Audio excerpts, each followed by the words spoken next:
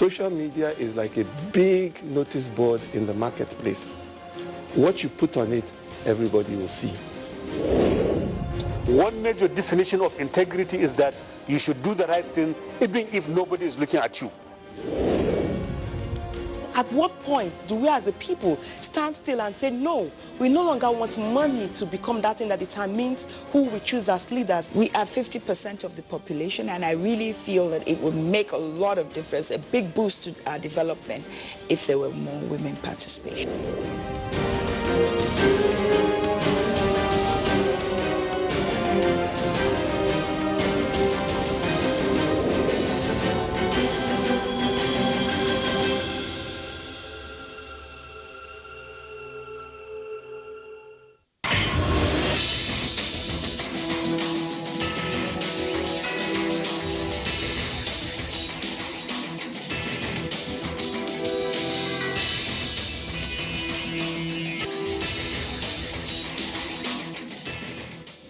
Imagine a station where you access information. Think of a station that creates awareness for national development. Imagine a station that prepares you for a bright and greater future. A station for all ages. Documentaries, classroom and television, events coverage, children's programs and variety shows. Always stay tuned to NTA Knowledge on the StarTimes platform, channel 359. For partnership, sponsorship and advert placements, contact us on NTA Knowledge. NTA Knowledge, learning to broaden horizon.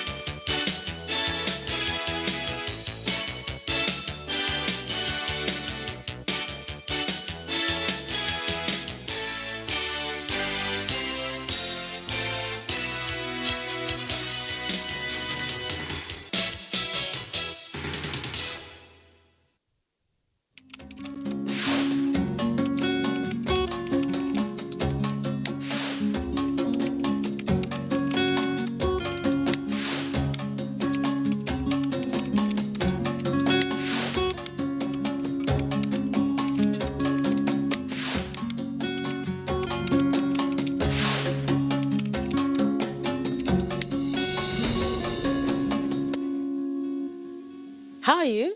It's always a pleasure to welcome you to the program Thoughts for the Week with Cordelia.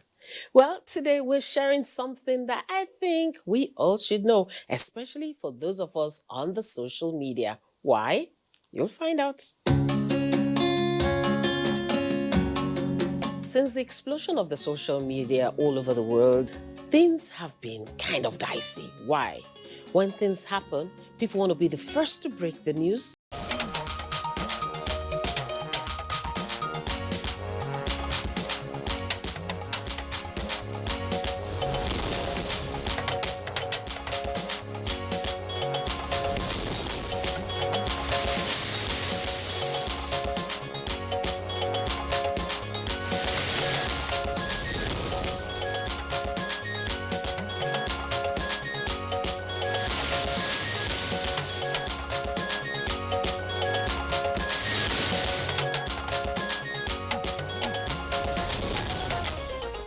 Commend and reinforce our gratitude to our men and women in the armed forces who have risen to the challenge of securing our nation.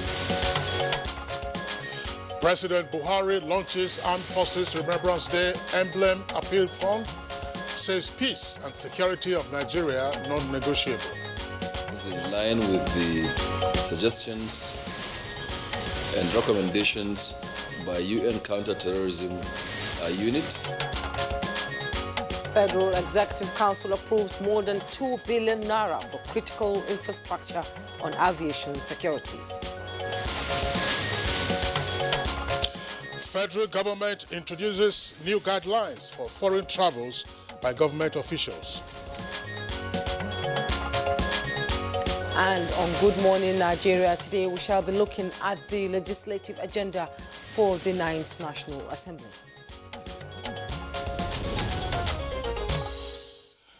All right, the legislature is the arm of government that is charged with the responsibility of making laws for the peace, order, and good governance of the country, as indicated in Section 4 of the 1999 Constitution as amended. And you know, Kingsley, ours is a bicameral legislature made up of the Senate and the House of Representatives. And since Nigerians returned to democracy in 1999, one prominent feature of the National Assembly is the issue of legislative agenda.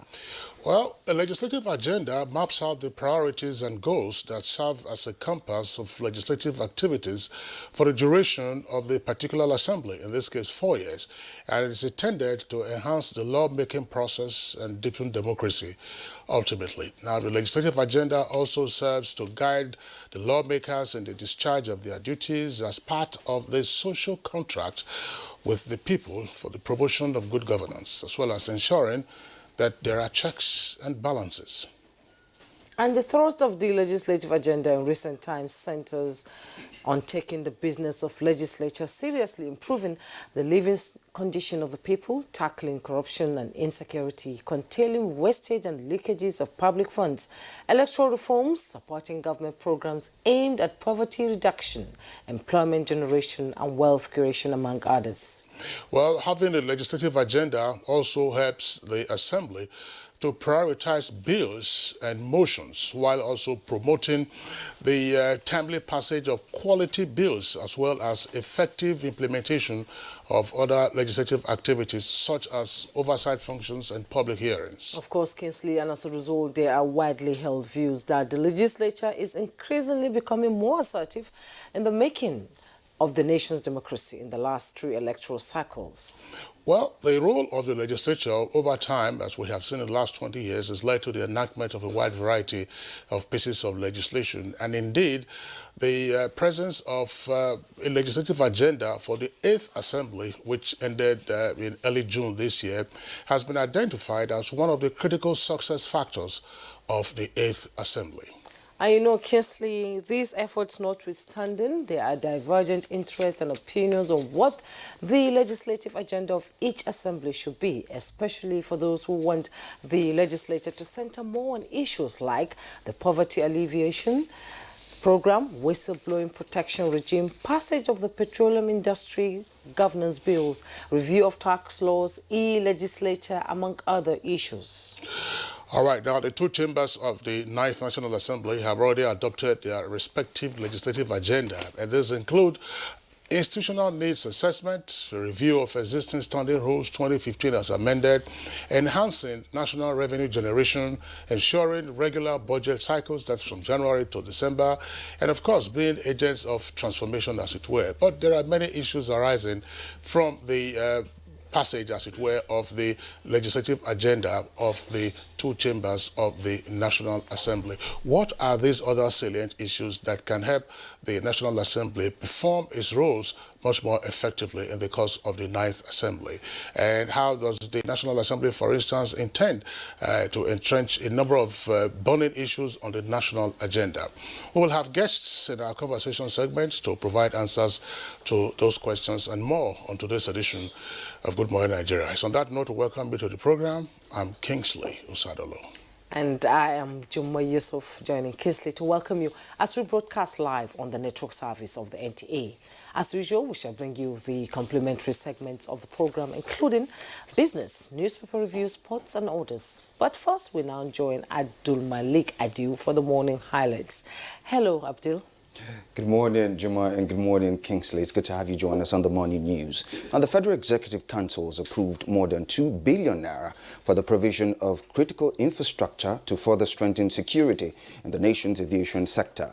This is coming less than a week after the sector was adjudged as one of the most secured in the aviation world. The council equally approved the construction of 2 oil and gas parks towards providing better service for the petroleum industry in the Nigeria.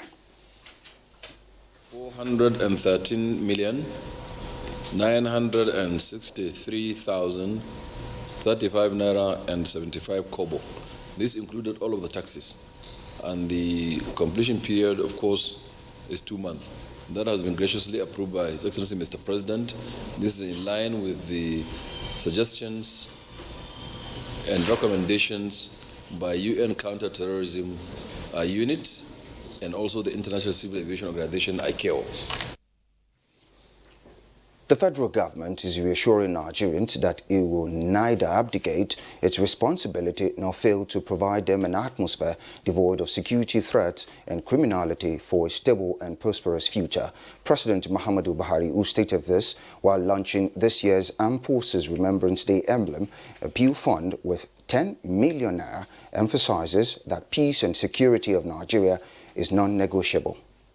The task of resettling and rehabilitating our citizens, as well as the reconstruction of territories affected by the war, will continue to be one of our priorities of this administration. We shall not rest until all our displaced persons are safely resettled within their communities. I wish also to remind us that the national security, without doubt, is the business of every Nigerian. I therefore call on Nigerians to be more security conscious. President Muhammadu Buhari has assented to 5 bills, 2 of which would boost agricultural activities in Nigeria. Senior Special Assistant to the President on National Assembly Matters, Umar El Farouk, made this known while addressing the press. The first 3 university bills are quite similar, and indeed they have something in common to all the 3. Because what it does is to specify the minimum qualification of the chairman of the governing council of the universities, which is a minimum of university degree or its equivalent. It also seeks to regulate, as part of the bill, the ownership of intellectual property. The meeting of the Committee on Consequential Adjustment of Salaries of Workers between the federal government and organized labor is still inconclusive after more than 10 hours of deliberation. Minister of Labor and Employment, Chris Igege, says tremendous progress has been made by the committee, but that there are areas that need to be addressed to pave way for easy implementation of the agreement when finally signed. About 12 wage structures presently in Nigeria, which you know of. So we don't want to make mistakes that could be fatal,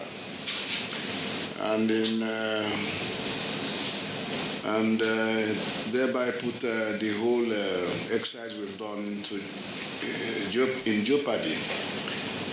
Therefore, we have consensually agreed that we will reconvene this meeting at 7 p.m. today. That is in the true spirit of collective bargaining, is give and take, and that is what we are trying to do and ensure that we get the process concluded and put everything behind all of us. In a bid to curb leakages and ensure efficiency in the management of resources of government, President Muhammadu Buhari has approved for immediate implementation additional cost-saving measures aimed at instilling financial discipline and prudence, particularly in the area of official travels. As part of the measures, all ministries, departments and agencies are henceforth required to submit their yearly travel plans for statutory meeting and engagement to the Secretary to the Government of the Federation, as well as Head of Civil Service of the Federation, for express clearance within the first quarter of the fiscal year.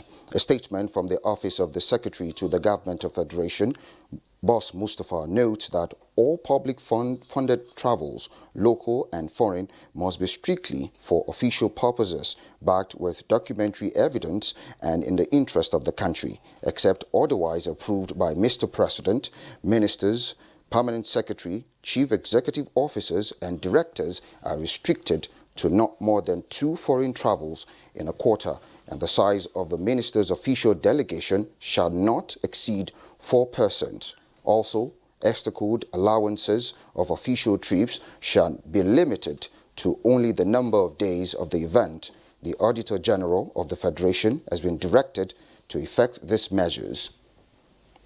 The International Monetary Fund, IMF, has continued to warn against eroding regulatory standards and protection put in place after the 2018 global financial crisis, and for governments to keep robust macro-prudential policies.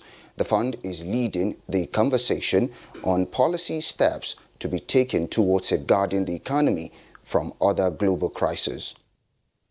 Issuing bonds in hard currency and in domestic currency is currently possible because of the favorable global financial conditions. Of course, it is key what countries such as Nigeria are doing with those borrowed funds, and as Evan was pointing out already, undertaking structural reforms to develop the economy is key.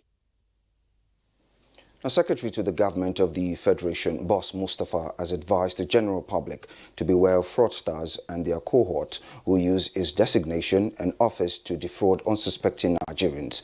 In a statement, Boss Mustafa said his attention has been drawn to the unrelenting activities of faceless persons using the social media and other platforms to lure unsuspecting members of the public to submit their CVs at a fee to a non-existing desk at the office of the Secretary to the Government of the Federation for federal government appointment. Similarly, inaccurate information is being peddled around regarding constituency project being executed under its supervision, while numerous forged introductory letters purportedly issued from his office seeking diverse favors from individuals and corporate entities for personal gains are in circulation. Boss Mustafa notes that for the avoidance of doubt, the Office of the Secretary to the Government of the Federation neither executes nor supervises constituency project. The SGF says government has evolved measures to track those unpatriotic and faceless persons and will bring to justice anyone found engaging in these unawesome activities. And that's the news highlight. Good Morning Nigeria continues with Kingsley and Jomai after this break.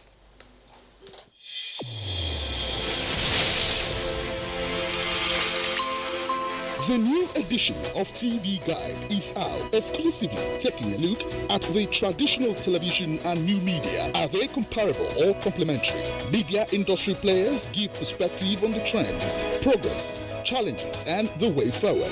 Find out on this compelling edition of TV Guide. Expository interviews with stars of the team within our space. Becky Madojemo of NTA, Utibe Umore of AIT, Nifemi Oguntai of TVC, and a host of others. TV Guide, your indispensable companion, also feature Iya Modina. I'm the CEO, managing director of Iya Modina Sister Restaurant. I choose to serve. Shut up your mouth. Let me finish. A TV drama series on NTA. Let's get to meet the characters behind Iya Modina.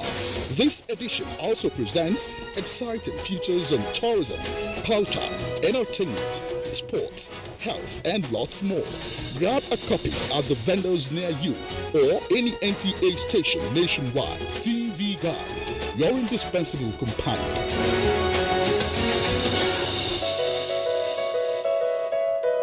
Nigeria Diaspora Investment Summit 2019 holds on the 6th to the 8th of November 2019. The summit will take place at the Banquet Hall Presidential Villa, Abuja, Nigeria. Theme: leveraging diaspora resources for economic growth. Sectors: agribusiness, education, training, healthcare, entertainment, sports, hospitality and tourism, infrastructure and real estate, manufacturing, extractive industries, telecommunications, technology and innovation, waste management and environmental remediation, transportation. For registration, visit www.ndis.gov.ng. For participation and sponsorship, please call 090-177-77008, 0817-2244-660. Convened by the Nigerians in Diaspora Commission.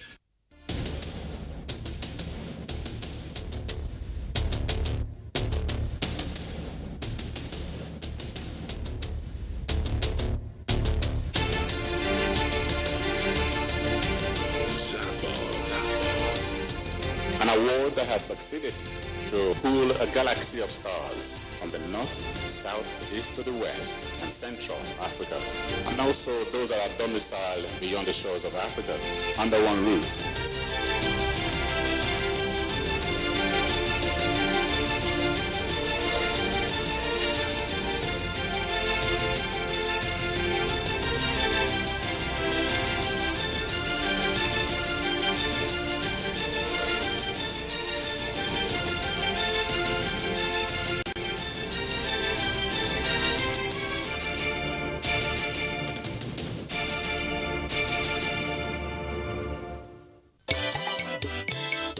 Was made in Africa with the birth of the first television station, WNTV, in Ibadan, Nigeria, on October 31, 1959. I have great pleasure in formally launching Western Nigeria Television, first in Africa. Television in Africa clocked 60 this year. It's time to celebrate this remarkable achievement. Various activities are lined up: photo exhibition, a colloquium, public presentation of broadcasting books, and a gala night. Be part of these events, powered by Foundation for Ibadan Television Anniversary Celebrations, FITAC, and supported by the Nigerian Television Authority, NTA. Thanks for joining us. OPEC and its allies pledge to help achieve stability in oil market till 2020. Let's now join Kunle Ade for details. The Organization of Petroleum Exporting Countries, OPEC, Russia and other oil-producing countries known as OPEC Plus have pledged to cut production by 1.2 billion barrels per day until March 2020 to support oil prices. OPEC's Secretary General Mohamed Barakindo says the organization is committed to maintaining oil market stability beyond 2020 with physical supplies relatively tight globally. He added that compliance with production quotas among OPEC and its allies was at 136%, curbing global supplies, while production growth in North America, including the United States of America, shale basins, was decelerating. And here is a quick check on Wednesday's tradings on the floor of the Nigerian Stock Exchange.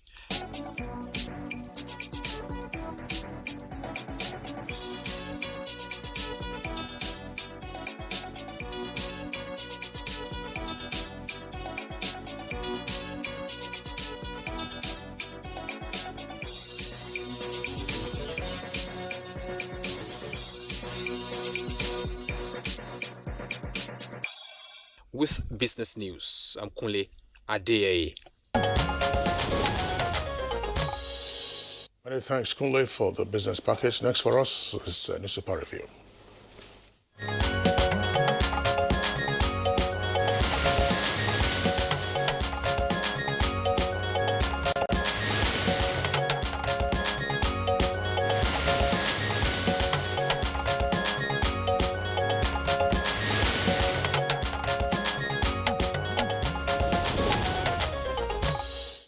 And our newspaper reviewer, Bayo Tiobe, is in the studio. You're welcome to Good Morning Nigeria. Thank you, Juma. Good morning.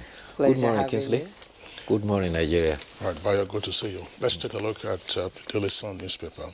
Daily Sun says, scammers using my office to defraud Nigerians. That's according to the Secretary to the Government of the Federation. And details are on page 11. Lead story says, Buhari moves to cut cost of governance.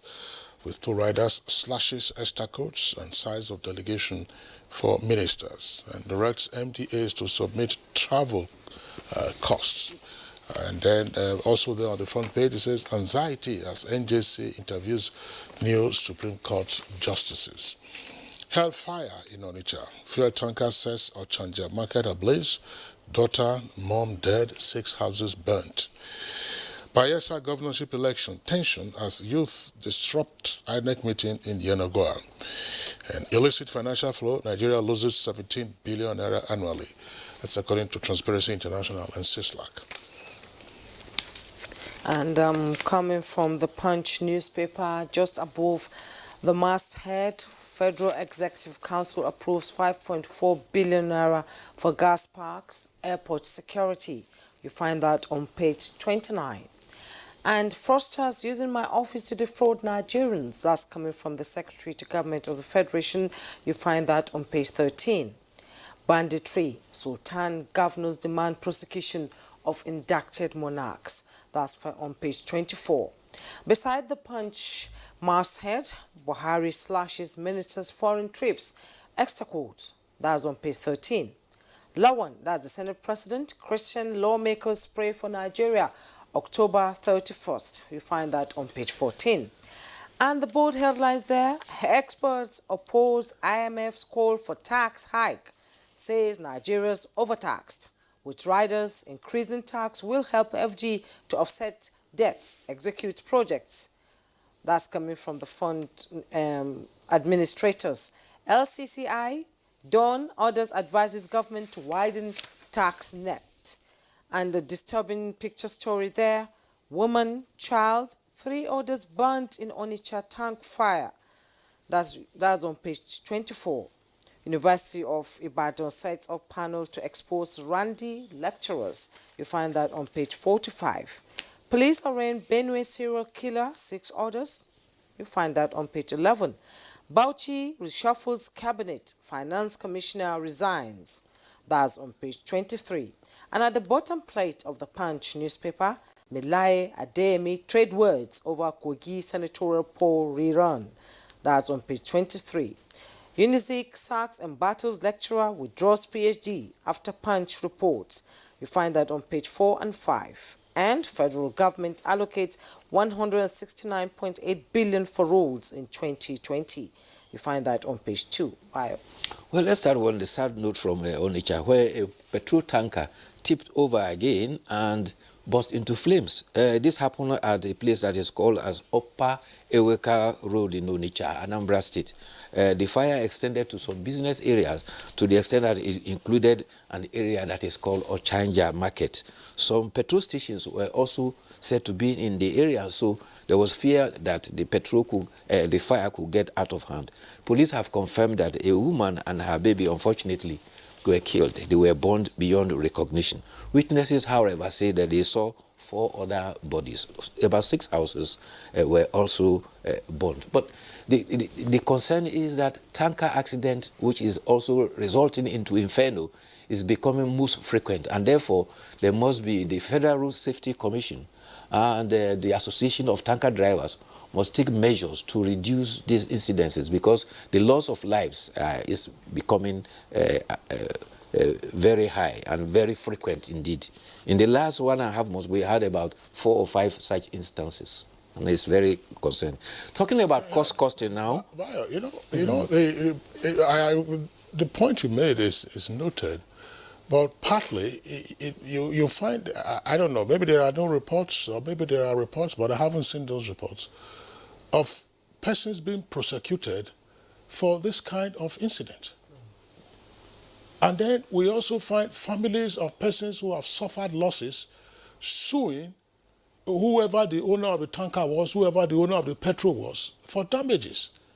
Until people begin to take this more seriously, but we'll never get out of it. It's not just a tanker fire that consumes somebody. Somebody was driving the tanker. Somebody owns that tanker. Somebody owns the fuel. So there's liability. Liability, yes. And it's also important that the judiciary, when such matters will come up, should treat such cases with a great deal of dispatch, and then get the stories properly publicized. That should be the responsibility of the media. Yes. Things like this cannot happen in other climes, and you just get away with it. We take it as one of those things. The road is bad. The tanker drivers, they will go on strike. It doesn't. No, it's immaterial. As you know, if you recall, we discussed on Good Morning Nigeria some time ago when they had this frequent fire incidents involving tanker drivers in Lagos. Yes. One of them on Otedola Bridge that consumed so many vehicles. Yes. We had, of course, there was one that the fuel was leaking from the tanker under the at the underpass. Under the hose, yes. Yes, at Maryland. And people just go away with it and say, okay, fine, you have suffered your loss, go and lick your wounds. No, it is not so. People have to take responsibility for what has happened. A number of these tankers are overloaded. Some also They are not also well in maintained. poor Some of them, serviceable yes, condition. yes, Yes. poor So yes, serviceable the essence of liability, holding them responsible for such losses is very imperative. Yes. But you know, in our climate here, when such things happen, people say it's an act of God. It is there is an act of carelessness, and those responsible must be held accountable. So in future, I agree with you. in This is not future, an the act of police God. must have arrest, Yes. and the director of public prosecution must look into that to ensure that they are brought to book. When they begin to pay huge amounts of money, Cost. yes, damages, I think they will look into all these Because at the end of the day, the tanker, the owner, all of them, they have insurance covering them. If they don't have insurance, let them go and take insurance. And most of the drivers escape. Innocent citizens die. Talking about cutting costs now, President Muhammadu Buhari has approved cost-saving measures, and they are very far-reaching, especially they affect incidences of travel.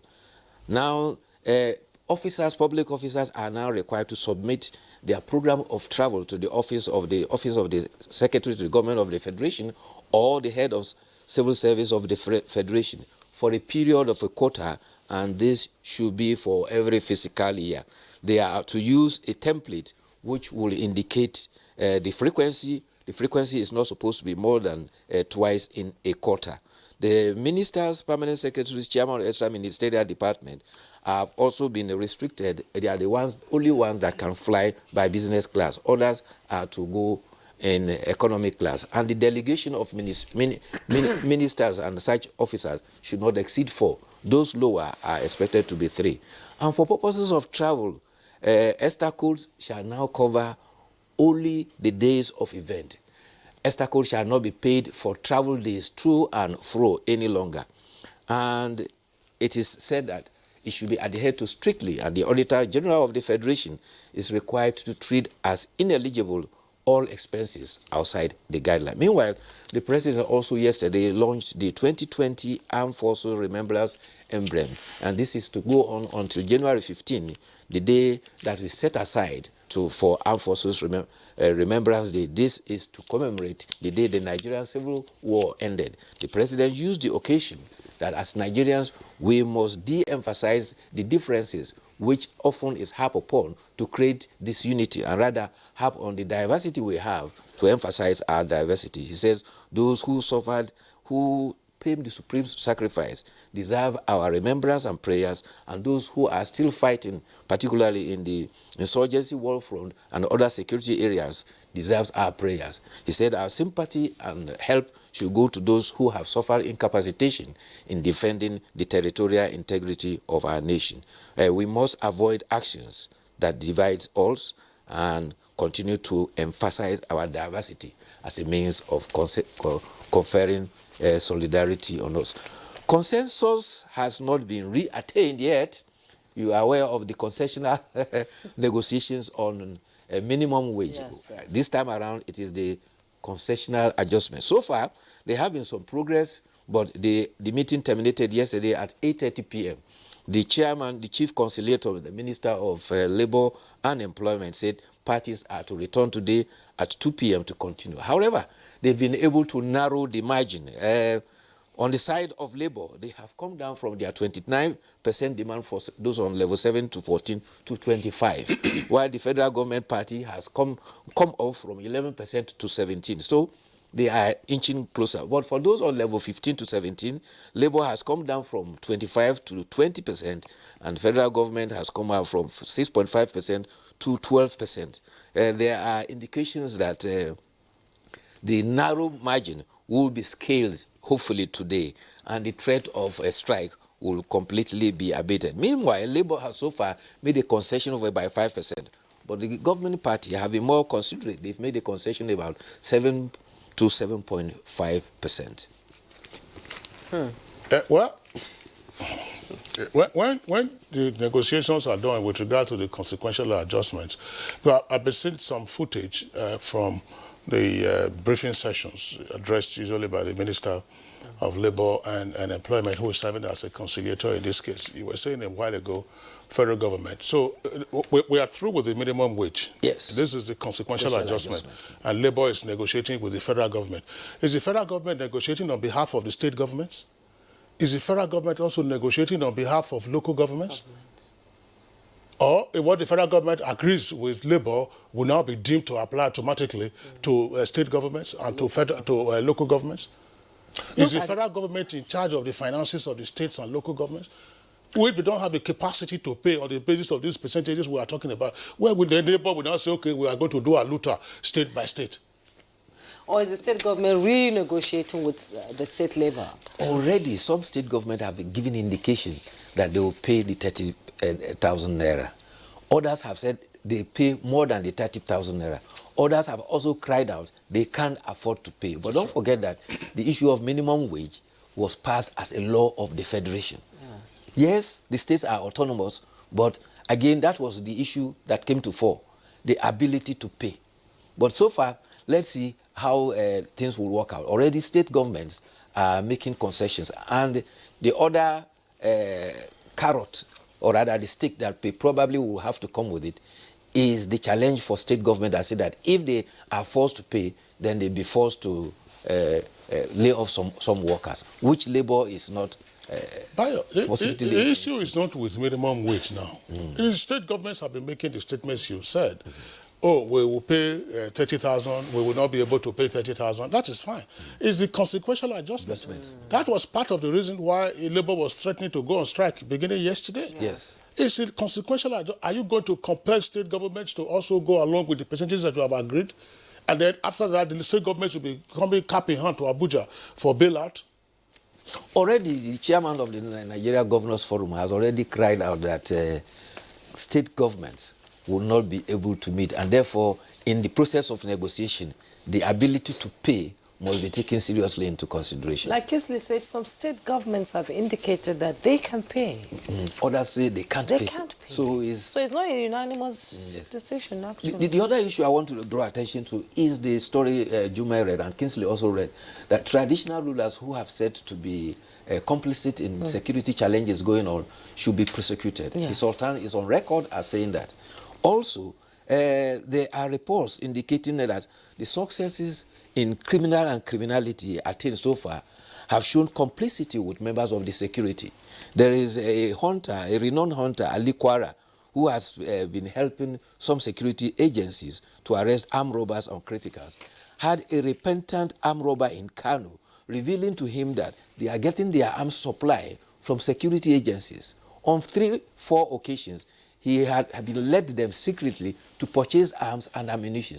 On the 4th trend, he went with the military and they arrested 26 officers of the Nigerian Civil Defense Corps, 6 military personnel who are complicit in arms deal with these criminals. If we go on there is also, he had a 15-man gang team that work with politicians. This is in Osun State. This chap was arrested. He's involved in kidnapping of kids, and he had kidnapped 3 in Ibadan, 4 in Oshogbo, and other in Ibadan. And for each one, he collects 100,000. He has a gang of 15 persons, and he says that they are backed by politicians and a traditional ruler. 5 times he has been arrested. 5 times the traditional ruler has secured his release. This time around, he has been apprehended. And he has made money. He says what? He has used the money to build a house for himself.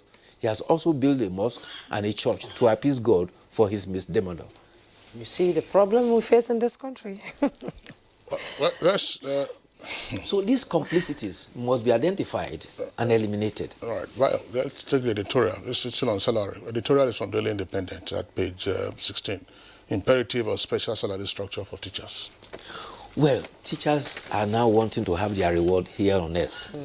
They are no longer patient to wait till heaven before they get their rewards. They deserve it. In the days gone, teachers were the most revered in society. If we were a child that were not properly, the moment your parents threaten to report you to your teacher, you will sit up. But these days, teachers are no longer revered. And therefore, the editorial is happening on what the national leadership of the Nigerian Union of Teachers had drawn attention to. They want a teacher's special salary structure. And they are indicating that if this is done, it will bring it into what is done as the best global practices, whereby teachers are among the highest paid, and also teachers are accorded the special treatment, whereby capacity building to ensure that they are always ahead of development around the world is attained. There's also calling for capital investment as recommended by United Nations as regard education, because the percentage of capital allocation to education is very poor. On the whole, they are saying that the future of education behoves on having improved teachers and a teaching environment. The Delhi Independent is of the view that the Nigerian Union of Teachers' demand is legitimate, and government should be able to help to redeem the image of education at all levels of our nation. Ayatobe, thank you for being around. Thank you too. We'll see you again tomorrow, hopefully. All right, it's Good Morning Nigeria, the network service of the NTA. We'll take a short break now. When we return, we'll be dealing with the details of the legislative agenda for the 9th National Assembly.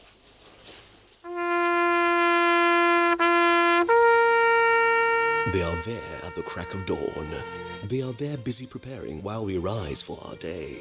They are there silently, guarding, waiting, listening, and watching. They are there ready in the sky above and the waters below, in the blistering heat of the day, in the dead of night, willing, indefatigable, determined in the defense of the sovereignty of our country. They are our first line of defense and our last. They who have paid the ultimate price in defending us. They are fathers and uncles. They are mothers and sisters and girlfriends and boyfriends. They are brothers and cousins and best friends and neighbors. They are classmates, colleagues, and citizens of this nation.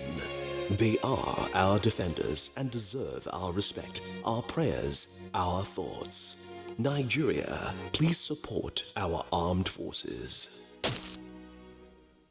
What we are really cultivating here is a better future for all Nigerian women, and it's not always easy. Panadol Extra relieves headache, backache, joint pain, toothache, and menstrual pain. The pain is worth it.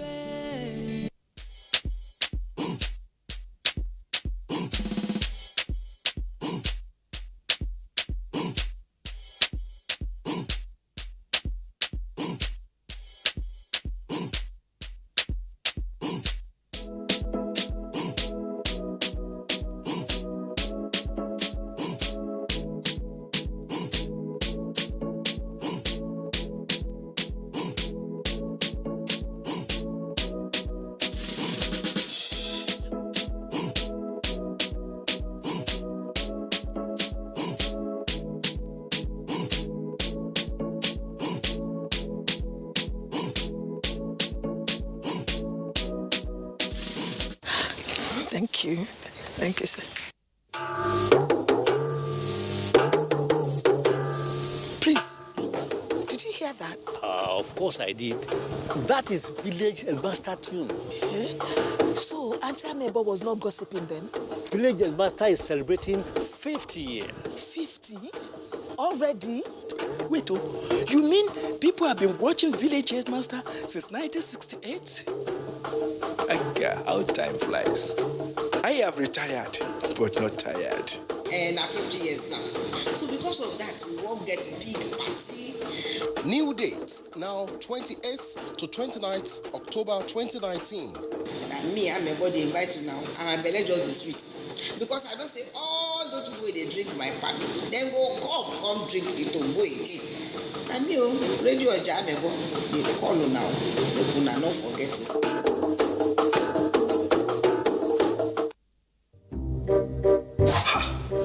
Not so fast. Look, I'm tired. I want to check out of this country for greener pastures. Just calm down for a moment. Please sit down. Do you have a job where you're going to? No, but someone is arranging, Listen, Alinko. Checking out of this country without proper planning means one thing. Unimaginable begin. I've been in the diaspora, but legitimately doing great things at home and abroad. As I've been saying, without the proper footing abroad, the risk is not worth it. Listen, Alinko, it's better to be home than be trapped abroad, or even end up in prison.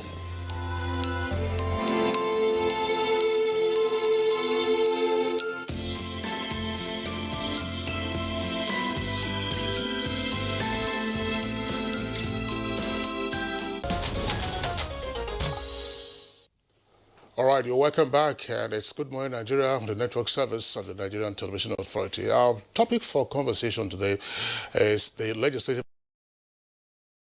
Assembly. Let's take this background first by our correspondent, Kunle Adeyeye.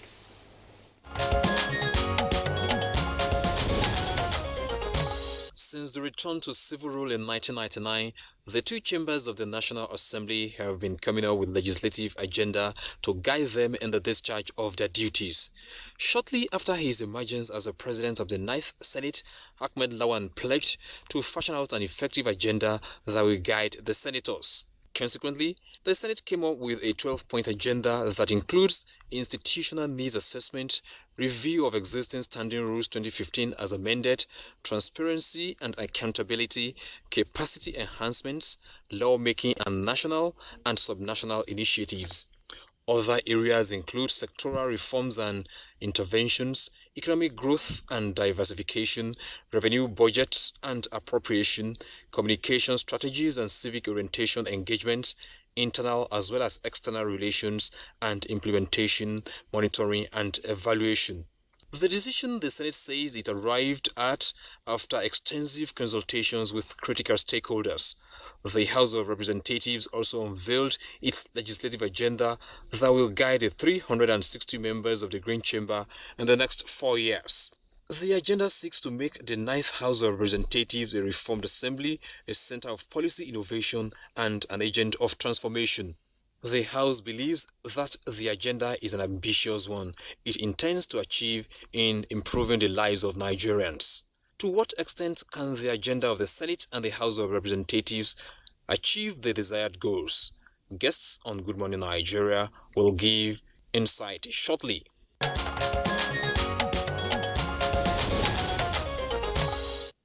And joining us in the studio is Professor Osareme Wasumbo, a two-time senator and former governor of Edo State. Thank you for joining us on the program. Thank you very much. Also on the program is, unfortunately, one of our guests is missing here.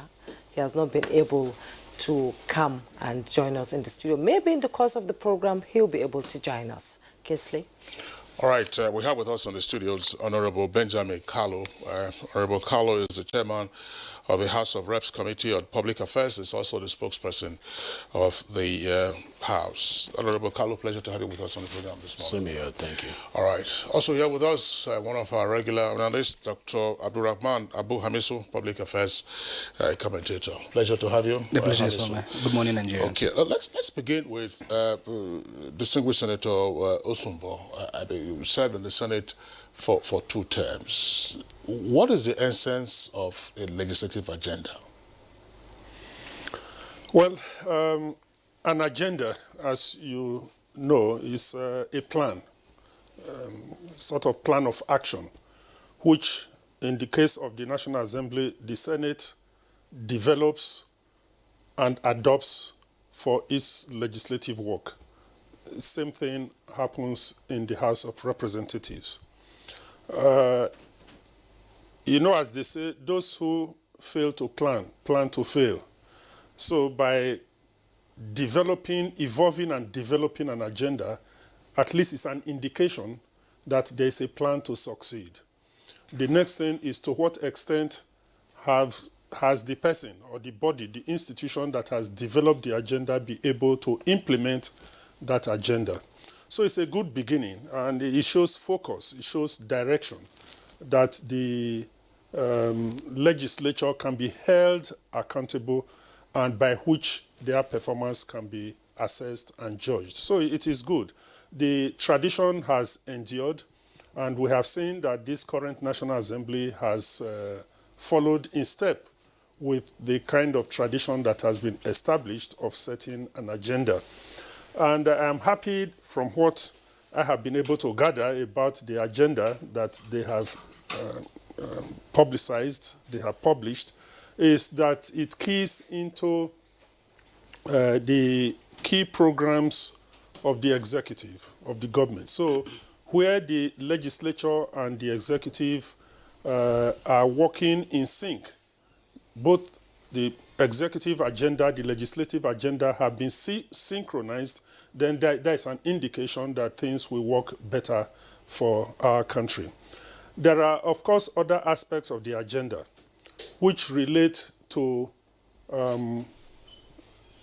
representing and effectively assuring the electorate that their interests, their concerns are being followed up and implemented by them who are the elected representatives of the people. It is easy. The legislators are those that the electorate can easily interact with, and they feel the pulse a lot, quite a lot, across the length and breadth of the country. From what I have deciphered so far, the agenda tries to reflect what would be the popular aspirations of Nigerians, and to that extent is commendable. As I said, the next step is to be able to monitor the implementation, the execution of that agenda, and to see to what extent it has succeeded in meeting with the set goals. Well, you've said that Nigeria, you know, it's protecting the interest of Nigerians, and experts say that they've been dishing out all these legislative agendas since democracy came back in 1999, and they say that what makes it so different this time around? What is so unique about the 9th Assembly and their legislative agenda? Honorable Benjamin Kalu. Thank you very much, and thank you viewers for tuning in.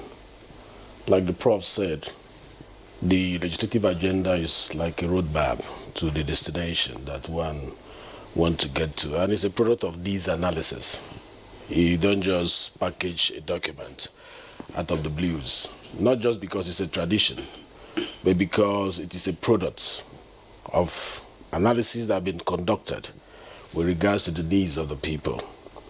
And like your question said, how is this going to be different? It's going to be different because there is a synergy between the executive and the legislature at the moment. Not a synergy in the sense of, like people say, rubber stamping.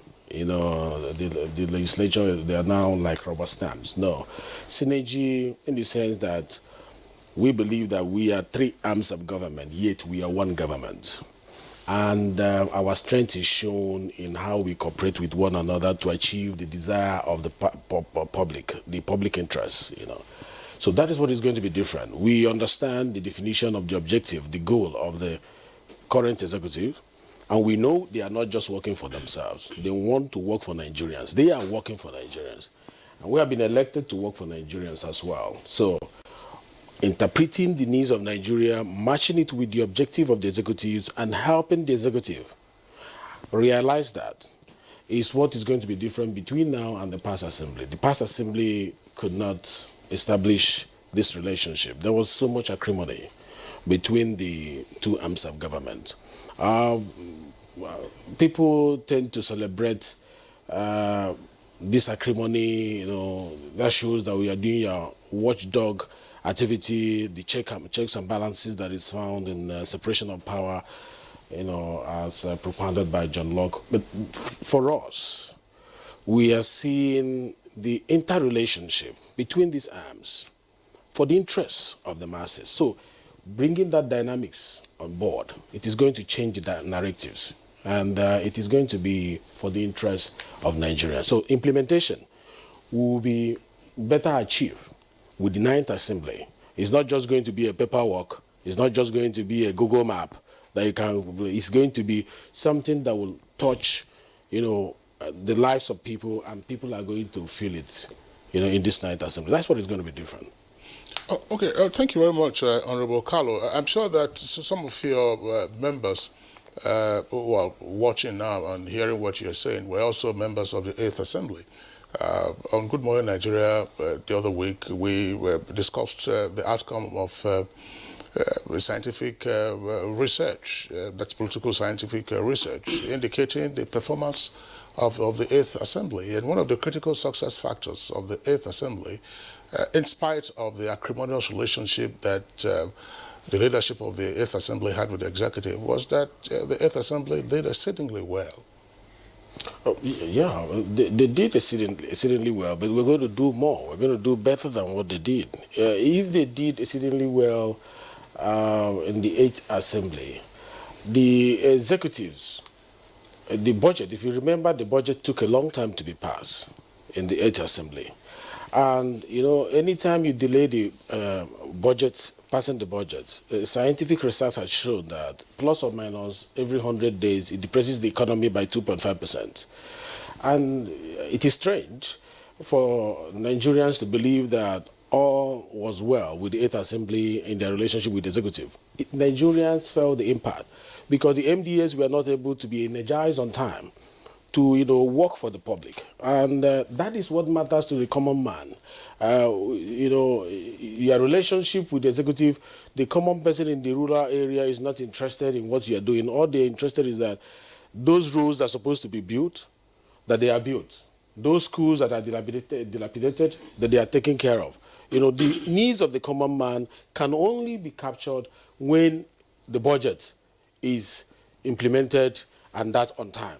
That was not achieved by the 8th Assembly. It took a long time, and it's a minus for them. No matter the scientific research that has, you know, applauded them. And I know, like you said, most of them are also in this 9th Assembly. But the energy with which they came now is different. Let me give you an example. During the presentation of the budget in the 8th Assembly and the 9th Assembly, the body language of the House then and the body language during the last presentation, they were not the same. You saw they were booing the president. It was like a gathering of charlatans and hooligans. You know, number one, you know, citizen of the country being shouted at when it wasn't decent. So, but this time around, you saw the gathering of, you know, decent, civilized people who wanted to hear, no matter if the president was saying even the wrong thing, they were calm, patient, cooperative to hear the president, the number one citizen of the country, speak. We are not saying that we're going to support every of his agenda. We're not saying that the budget, we are currently analyzing, you know, disagreeing with some of the propositions made in the budget. Yes, that is our duty. That we want to work with the executive does not mean that everything they say, we are going to okay it. No. There have been some gaps we found in the course of our interacting with the propositions they have presented to us, the budget estimates. That we are going to highlight, and that we are going to hammer on, and that we are going to insist that they change. That is what defines our role.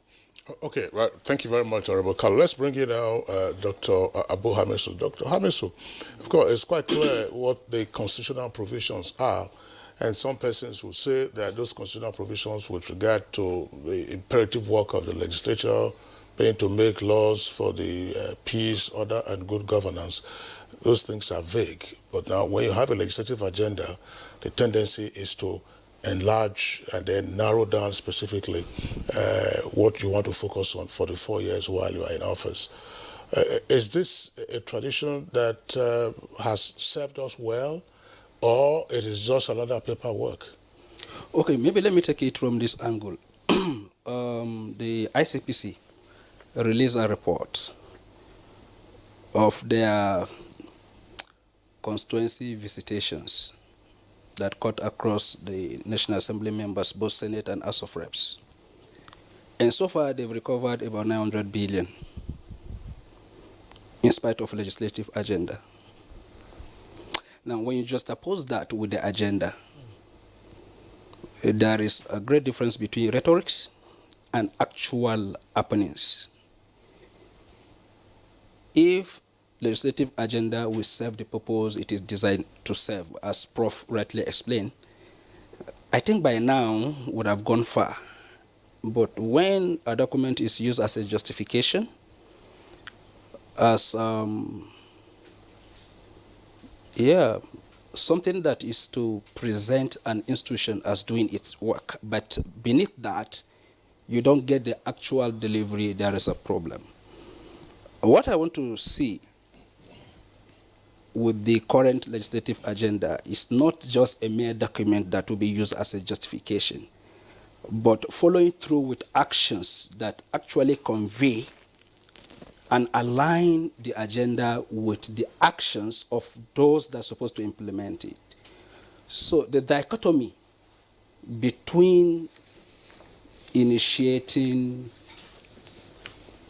going through the process of analysis the way Honorable Benjamin highlighted, and then coming up, with issues that are supposed to be tackled. We're supposed to form the basis of their interventions in the politics, in the economy, and a whole lot of areas and sectors and subsectors. Would have at least buoyed the economy, would have been able to galvanize support, not only for the executive, but for the legislator and legislatures. But in a situation whereby there is a dichotomy between deeds and the document, then there is a problem. And going into the agenda, I've seen reforming the legislature, which is commendable, and a whole lot of issues. But there's something I want to even see that is not there. Cutting cost. Cutting cost, because the economy is not buoyant. Everything is being done to show up the economy, to be able to... the critical thing now is to even fund some of the things that the government wants to do. And if you look at the budget and what is being allocated to the National Assembly, you agree with me that Nigerians have been demanding for reforms, not only at the national level, but equally at the state level. So whatever agenda that will not align with cutting of costs, where the citizens are being overtaxed, data tax, consumable tax, social tax, and so on and so forth. And we're not seeing that again be replicated in the other arm of government that people are saying is taking so much from the economy, is taking so much from the budget, is taking so much from most of the monies that are supposed to go into social investment. Then there is a gap as far as I'm concerned. So basically, if you put this together, what has been happening in Nigeria, I continue to say this, is the clash between public interest and personal interest. So when you have documents, policies, programs, interventions that speak to public interest, but at the point of delivery, the drivers of the process are concerned with their private interest, there is always a problem. And this is where we find ourselves around these issues of corruption, misappropriation of funds, embezzlement, and then you find ICPC saying we've recovered 900 billion because once there was a committee in place by ICPC, and they be visiting most of the constituencies and senatorial zones. Okay, Abdurrahman, you took so amount of money to furnish the hospital in your location. Where is the hospital? What have you done? And you find out that those persons have not done anything with those money. So I'm sure, Honorable, going forward, this legislative agenda should guard against something like that, so that there will be that alignment between agenda and actual delivery. Okay, talking about the agenda and actual delivery, most Nigerians say accessibility is a problem. Yeah. So I'm looking at, is the 9th Assembly going to open doors for Nigerians to be part of the process? Do you think it's going to be possible? Now, that has been the fight. Yes. That's also I was saying that in the agenda, it will be most convincing if you talk about cost cutting. By the time you talk about cost cutting, it means that you are willing. I saw transparency and accountability. It has always been there. My friends in the civil society, which I belong, yes, we've been clamoring, asking questions. How much is the take-home pay of a senator? How much is the take-home pay of House of Reps members? The constituency project, how is it executed? All of these questions, nobody is willing to answer. So when you talk about transparency and accountability in this agenda, that is why I'm talking about aligning agenda with actual delivery. So it's one thing to say we are going to do this, and it's another thing to actually follow through with it. And we've written a lot using freedom of information up to now, but you are promising us that night assembly is going to be different. So I don't want to put the cart before the horse. So since it's here, we will follow. Can I take on Dr. Hamisu? Yes. No, let's get some of the highlights of the House of Reps agenda, because the Senate also has its. Yeah. So what are the highlights of the legislative agenda for the 9th Assembly? Okay, before I go into that, I'm sure my friend from the civil society has gotten this document. If you don't have it, I'm offering you to come to my office for us to give you this legislative agenda. Page 64, if you have this document, handled what you are just saying. On 2.11, it says reducing cost of governance. The House will take legislative measures to carry out the prudent reduction of the cost of governance in the country in order to free funds that will then be deployed to meet some of our numerous and pressing national development challenges. We will encourage the effort of the executive arm of government to address waste in government by, amongst other things, eliminating duplication and inefficiencies across MDAs. So, it is not true that we did not mention anything about cost of governance. That taken.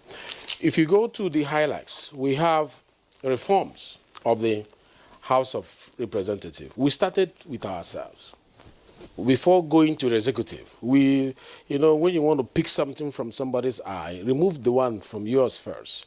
We looked at ourselves and said, what is it that we need to do better? We say we have to reform our processes. We have to, the way we conduct our public hearing, the way we handle the constituency projects you are talking about. The Speaker has mandated that he will tour with the principal officers, not ICPC this time. He will be visiting most constituencies. We have what we call town hall, like she asked you before, access to the parliament. We say it's the people's parliament. People don't really have access to, them. We are going to have town hall meetings across the country where the principal officers will come and engage with the public.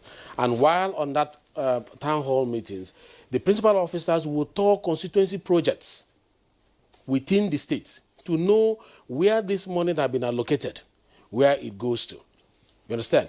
Also, within us, we have reformed the process to show accountability and transparency in our internal financial management, to know how much is coming from the budget. Is it enough? If you will recall, for 10 years now, the budget of the National Assembly has always been between 120 to 125 billion. Year in, year out. Even when dollar was, 180, it was still 120, 125 billion up till now, which means we are using half of what we used 10 years ago to run the National Assembly. And a lot of institutions have emerged out of the National Assembly that will help us deliver the job very well. The employment of staff has increased, and yet we are still in the old budget of 10 years ago. So we are looking at that and say, how do we maximize the use of this to avoid duplication of expenses and waste and all the rest of them? That is one on our own side. And also the processes of public hearing, the processes of committee meetings. What is the cost of handling committee meetings? Do we need to reduce it? Is it too much? We started with ourselves. From there, we went to social justice, to look at, the common needs of every man. Are they taking care of the child abuse that is happening every day? Is it supposed to be like that? Is there anything we can do about that? Gender equality, is there anything we can do about that? And then you go to the right of prisoners. Is there anything we can do about that? It's no longer called prisoners. Prison is now, we have a new law now that's called them correctional services. So from there we go to sustainable power. These are real needs of the people. Are we going to continue having this epileptic source of energy? Is it time to diversify into other types? We are blessed with sunlight. Can we look at solar energy, wind, and all the rest of them? Is there what we can do about that? How do we encourage the MDAs, the executive, to achieve that? These are real needs of the people. Now, climate change has never been so loud now than it was before. So we are prioritizing on the environment. Every day you are hearing a lot of flood, destroying this and that. We want to encourage the MDAs, the Ecological Fund, the Ministry of Environment to make sure we give them the legislative interventions that they need to make sure they're able to help Nigerians solve all these challenges. Economic growth, development, and job creation is a major thing. that the 70% of our population of 180 to 200 million, they are youth. And depending on oil, will not generate the kind of employment that we need. So the need to diversify into non-oil sector is there. And that is what will create more employment for these teeming youths. So we are looking into that as one of the area of priority. We are looking at, I've mentioned gender equality, education reform. The statistics have shown that out of every 5 kids from the age of 5 to 15 that is out of school, 1 is residing in Nigeria. And that is not a good report. So we are going to look at the curriculum, national curriculum. Are we supposed to change it? The Ministry of Education is handling that at the moment. We want to give them all the support to make sure that our curriculum will shift from what it is now to what will develop more skills, towards technology and innovation, so that we'll become a productive country. So that is what we are looking in education. Anti-corruption. We are going to partner with ICPC, EFCC, and all the rest of them to make sure that we join the president and the executive in their fight. Sustainable agriculture, security, which is paramount. What is happening in the north. For 10 years now, we're battling with insurgency, we're battling with cattle rustling, and now kidnapping has set in. And if you go to the south, the overstretched defense force, some people are taking it for granted and doing some, being involved in some vices. I was hearing the conversation we were having outside there about somebody kidnapping kids and selling for 100,000 and not the rest of them. So these are challenges that we want to help the government by providing more fund for training and for the security agents to make sure they have more money to be trained. And then also I had a visit from the military. One person came to visit me in my office because I also am in charge of public affairs. You know what this military man said? He said, I've been in the military for about 15 years and I only earn 30,000. This 30,000 is not enough for me to do anything. And if tomorrow I carry gun and go and shoot on the street and become an armed robber, people will blame me. But look at it, I earned 30,000, and I was surprised. So this is what is happening. We need to provide more funds for them, make their welfare our priority, and all the rest. And then we are encouraging open governance. Just hold on a second, yes. Honorable Kalu. The items that you have ticked off as part of the highlights of the agenda for the House of Reps, they're noted. But let's return to cutting the cost of governance, which you mentioned in trying to explain part of the point made by Dr. Hamisu. President Buhari yesterday approved new guidelines for foreign travels by government officials, ministries, departments, and agencies. What will be the attitude, for instance, of the House of Reps to those new guidelines? Of course we will support it. We will support it because it is in our agenda. Our agenda is to reduce the cost of governance. We are also looking inward in our own arm, and we are reducing costs, which will also be making public very soon. Things that used to be there that we don't want it to be there again, because we have a very lean budget and we must cut our coats according to our size. That is the reality. Okay, I asked that question because said MDAs, so that the lawmakers would not say we are not part of your MDAs. Yes. And the rule, absolutely, and the rule now is if you are going on a foreign travel, the days of travel will not be excluded as part of the extra code collection. Yes. That's why I asked the question. Yes, of course. We are looking inward, like I told you, and we are eliminating the things that are not necessary. There are some trainings overseas that are not, conferences overseas that are not necessary. We are cutting them off. I can assure you that the leadership of the House, they are very cost sensitive. Do you know, there is a misrepresentation out there about the members of the National Assembly. I'm sure Prof has been in the Senate, 2 times, and he knows the truth. The impression that people have outside there about what is available to a legislature is not really what it is.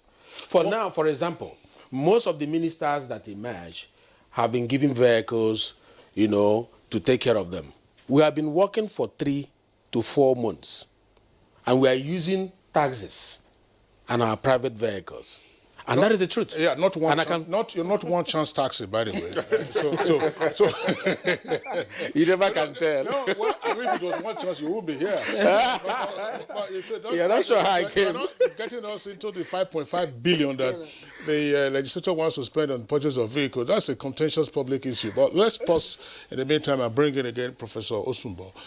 Professor Osumbo, I mean, part of the evaluation of the 8th Assembly, which was a topic that we discussed here, highlighted, curiously, I mean, on the face of it, that the National Assembly itself is under-resourced in terms of funding, even in terms of manpower.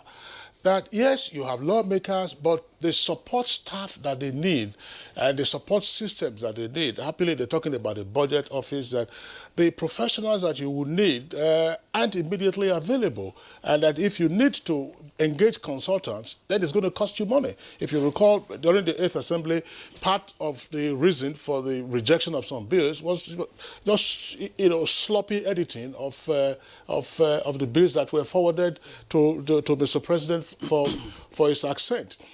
In your opinion, and therefore from your experience, how might the National Assembly maximize its resources, notwithstanding current challenges, and then get the public to actually say, all right, fine, this agenda is out there, and it is for our interest, and we'll support you? Well, thank you, Kingsley.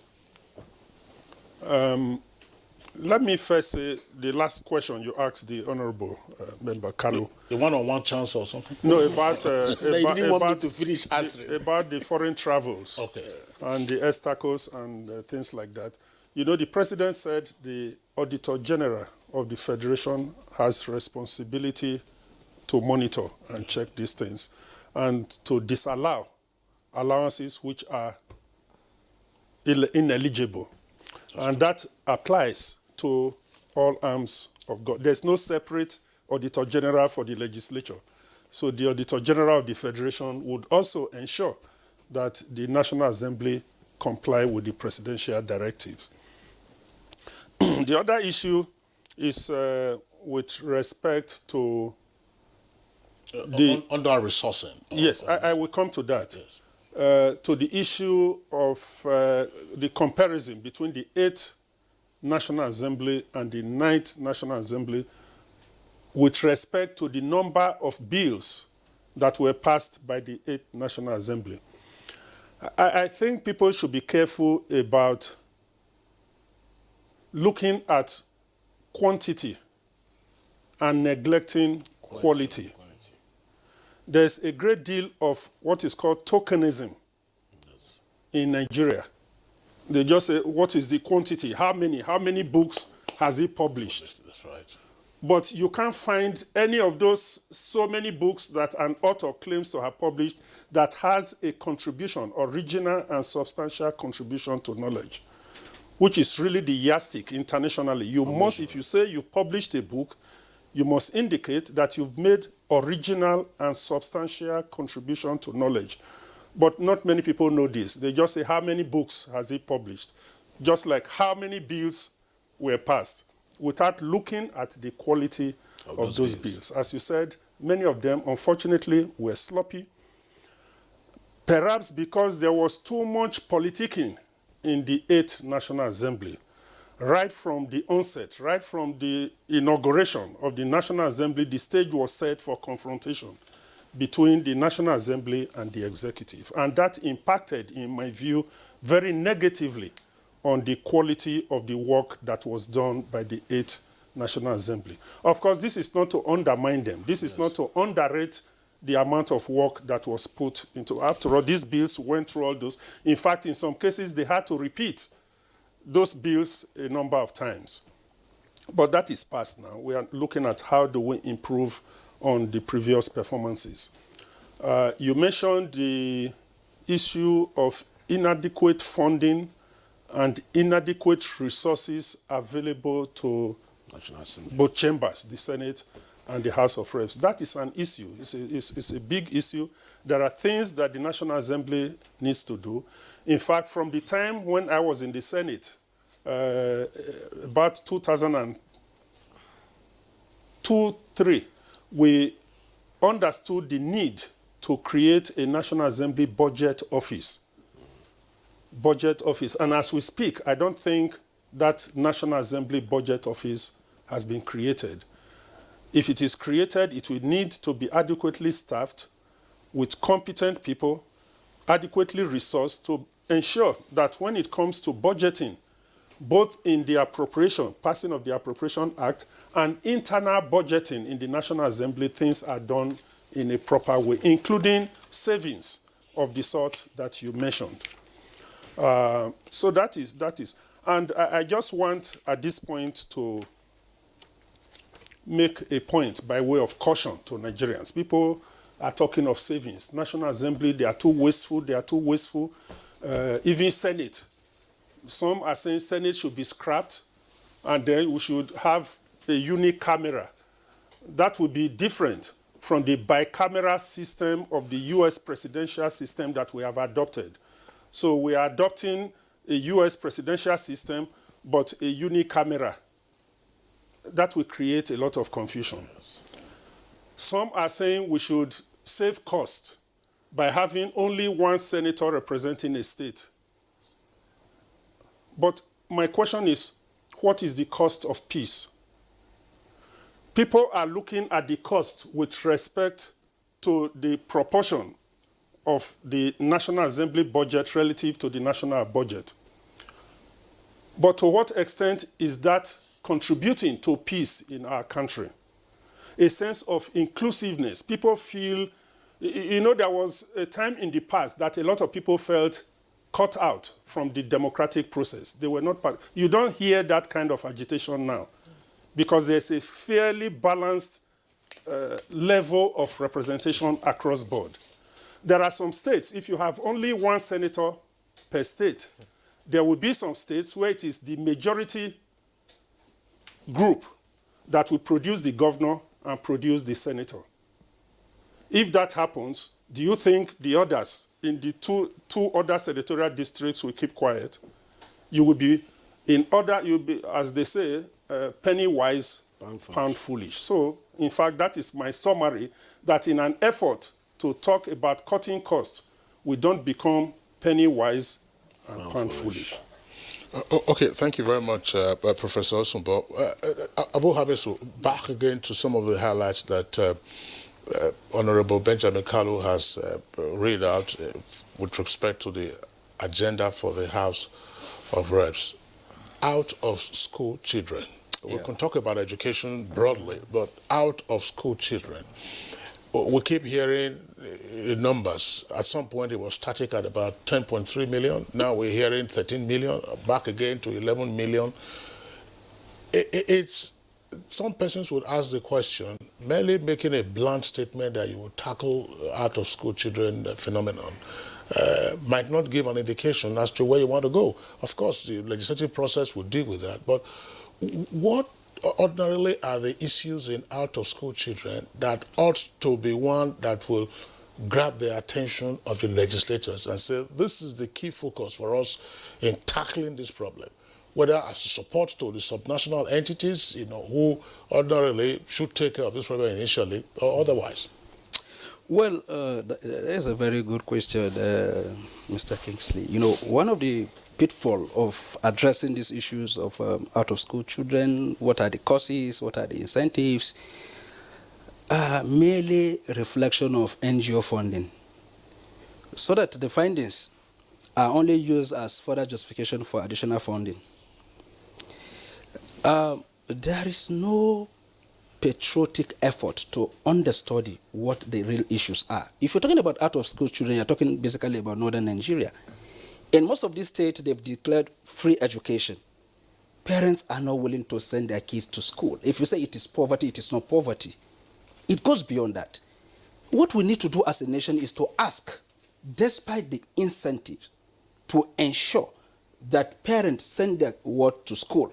Parents are not doing that. But the same parent will pick their child and take this child to Niger. Yeah. So, what are the push and pull factors? What are the incentives? This is what we need to do. Basically, I can tell you what the problem is. The problem started in 1900. The first educational policy And up to this moment, parents are wary of modern education. And you could equally locate Boko Haram within the context of that very particular issue. It is the moral content of what the parent perceive to be modern education. And unfortunately for us, our design does not even allow for peculiarities so that you can address some specific issues. For instance, when Singapore want to transform, what they did was to adopt Chinese, and they have universities where they speak English. It is to take care of the different categories in the society. So we have a totalitarian educational policy that, okay, because we want to create a nation out of Nigeria. But some people are saying we have a reservation, you've not gone to them, you've not sit with them, you've not addressed it. So that is why, since the return to democracy, all the states in northern Nigeria have declared free education, and even textbooks, educational materials are being distributed, but some persons are refusing to send their children to school. So for me, based on this agenda, if the House of Reps is willing to address that issue, the first thing is to engage with those states to find out, to say, okay, we've done all of this, yet we could not secure more, we cannot take more people out of the street to the classroom. So what are the problems? I bet you, if we do that, you will see solutions that will take these kids out. But if we leave it to most of our friends that are in the NGO, they will continue to say there are gaps every day to justify more funding, and more children will continue to join those children that are on the street. Secondly, Honorable made mention of that. I was talking to the highlights of the agenda. What I would love to see, this is my own personal criticism of the document, is to have as heading those issues that I've raised, cutting off costs, stand alone, to say that we're going to work in tandem with, because it's just an explanation from the body, but based on the highlights, if we want to key into what this government is doing and support what the government is doing, I would love to see those cost-cutting issues standing alone, because it's what Nigerians are agitating for. Thirdly, we will do better if Nigerians will be allowed into the workings of the National Assembly. Yes. And these same Nigerians will demand for funding for National Assembly. But once these issues are shrouded in secrecy, you give people room to interpret and misinterpret. And equally, I'll go, Dr. Hamisu. Yes. I mean, you've made this point, and we know that it's out there in the public space. Is the National Assembly an opaque entity that its workings are unknown? Yes. You see, I said something earlier on. The dichotomy between agenda, legislating, and the actual delivery. Once the actual delivery is not commiserable to the funding that people are seeing, and it's not even aligning to the agenda, then there is a problem. I bet you, when Nigerian police was working in that very particular direction, Nigerians were against the Nigerian police. But at a point, it was even Nigerians that were advocating for reforms and demanding that their salary structure should be changed, their working environment is bad, and stuff like that. So what I'm saying is, if you open yourself up, for instance, I have a problem, for instance, somebody who has a kidney problem, I can't fund myself, I have a kidney problem. And people ascertain that you have a genuine case. It is people that will even volunteer to raise money for you. But when you say you have kidney problem, and then you are dressed in Gucci, and you are wearing, and so for God's sake, what are we talking about? So, a sick person by the time you have 5.5 billion for vehicles, I hope you are getting me. Yeah. And people are to move from one chance to 5.5 billion. Thank you very much. This cliche that says, yes, education is the bedrock of any society. It's not just a cliche. That is how it is. And most of these out-of-school children turn out to be menace to the society. Talking about Boko Haram, 10 years of Boko Haram insecurity. He talked about a soldier that came to his office and said he's paid 30,000 naira. This is a live confession from a soldier. What are you going to do as part of the legislative agenda to ensure that security votes that goes to these soldiers get to them? The security vote that goes to the soldiers, that it gets to them. It gets, really gets to them. It's by engaging with all the head of the defense force. We are currently doing that. We started yesterday with Air Force. And today, the Minister of Defense will be coming. It is from their budget that they are going to present. We will find out how they appropriated what is coming to them. Question, based on all these, you know, my office has the public affairs, or not just media. I interact with a lot of these people who come from outside, and I feed the committees with, you know, the information we receive from outside, and that informs their opinion when they interact with these agencies. So when we meet with them, we look at their proposition and then see what is allocated to equipment, what is allocated to training, what is allocated to the welfare of these people who are working in these different agencies. That is the only way we can. We are not going to go into the military and work in the military. It's by looking at their paperwork and making sure that it is tailored to reflect the needs of the particular agency. Yeah, because I'm talking from the point of somebody going to war. Yes. In the Northeast on that salary, leaving his family behind. Of course, there are so many of them that, in fact, one of the confession I got also was that the man said, I've been in the North working for 3 to 4 months, and after about 3 months, I will get part of my salary. And then after another 3 months, I get part of it. It's not consistent. So that, and he was telling me, I will not reveal his identity. He was telling me that this affects my motivation to fight. This affects my motivation to defend. And this makes so many of us to leave our duty post because, one, we are hungry, one, we are thinking about our families. So the welfare of the soldiers, the police, and other security agents is very, very important if we must secure life and property, which is the cardinal function of any government, to secure life and properties. So we are very interested in that, and through this budget analysis that we are doing now, we're going to ensure that adequate funding is made available, especially for the welfare of those who are working in those fields. Let me respond to what my brother from the civil society said about the education and the need for the people to change their orientation. It is one of our objectives also in this agenda to engage the public, you know, to work with National Orientation Agency, to look at the act establishing the National Orientation Agency and see how to, you know, touch it up to make sure that, you know, they do better than what they are doing. Patriotism will be driven through this kind of, you know, orientation. A lot of them don't know the value of education. That is why they are avoiding it. Our fathers and our mothers in the past, their fathers, because they were kings, refused their children from going to school. They thought it was wrong. So it needs the people to, you know, give them the right orientation and make sure they queue into it. We are going to drive that. We are going to, you know, partner with a lot of NGOs. We are going to partner with Ministry of Information. We are going to partner with National Orientation Agency to make sure that we take the message that Nigerians need to hear, not only about the legislature, but about the objective that we intend to achieve closer to the people.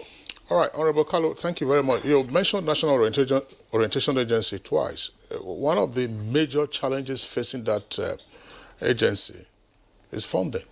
So, beyond the act or reviewing the act, if I'm sure the National Assembly were to appropriate more funding for the National Orientation Agency and hold them to account for the new funds, it might be a different consideration. Professor Sumbo, you wanted to react to some of the issues on the table? Yes, the issues that Honorable Kalu was raising with respect to improving on the situation with the military security. And he emphasized the issue of funding funding is important, is critical. And I want to recall that when I was a member of the Senate Committee on Navy and the Army, when the military people came before us, they actually said that they were better funded under a democratic dispensation than under the military. You know, we just transited from military to democratic governance, and that was, they didn't hesitate in saying that they were enjoying the level of improved appropriation that they were getting from the National Assembly. And I want to believe that that has been sustained. But the problem, talking about implementation in Nigeria, is this money that has been appropriated, has it reached the source? The salaries, the monies that are meant for the soldiers, for these people, does it get to them? At the beginning, Honorable Dr. Hamisu talked about the ICPC findings so far, that monies that have been appropriated and presumably expended on constituency projects, the reality is that those constituency projects have not been executed or implemented. There's no sign of those things on the ground. So the challenge for me is that we should, beyond talking about transparency, accountability, good governance, one of the things we need to do, the National Assembly needs to do, the legislators generally need to do, is to improve on their oversight function. By improving, even when they talked about the Speaker of the House of Reps and principal officers going for town hall meetings, they should be able to ensure that the projects that they are being led to is actually what was supposed to have been executed with the monies that we are talking about. That's right, of course. Because since if the Speaker, if he goes to any other constituency, may not be very conversant with that constituency to be able to say that the project that the honorable member is leading them to is what? It's not a state government project. It's not an NDDC project. No, it's not an NDDC project. No. We have mechanisms. They will put an emergency signboard after the visit. They removed it. All right. More important is that for the military, we are talking about the military, there is a peculiar challenge, which I also experienced when I was there. You can go to some offices and say, where are the laptops? We made a provision for 100 computers. We want to see them. But for the military, it's not easy, at least as of then, to say we want to see the ammunitions that you bought. They will say, in fact, they may not lead you into some of those secrets because, but there has to be a way of being able to verify, because people say that there's value for money. That what was said to be bought was actually bought. And that what they are showing the Honorable Speaker is not arms and ammunitions that were bought 10, 15, 20 years ago. That it is what was appropriated for in the last 5 years and procured that they are being showed. That is a peculiar challenge which you have to devise a way of ensuring that this oversight and these checks and balances, this transparency is brought to bear with specific regards to the military. Thank you so much, Professor Sumba. We'll be taking a break right now. When we return, Good Morning Nigeria continues. Don't go away. For more than 10 years, NTA Educational Television has continued to champion the discovery of young scientists and artists across the country. The 2019 National Children's Expo promises to bring to light the best of innovations and creativity in the science and arts categories. Theme: promoting unity and innovations in youths as agents of change through science and arts. Venue: NTA Headquarters Arena, Area 11, Garki, Abuja. Date: Sunday, October 20th to Thursday, October 24th, 2019. For more information, please call the following numbers. This event is proudly supported by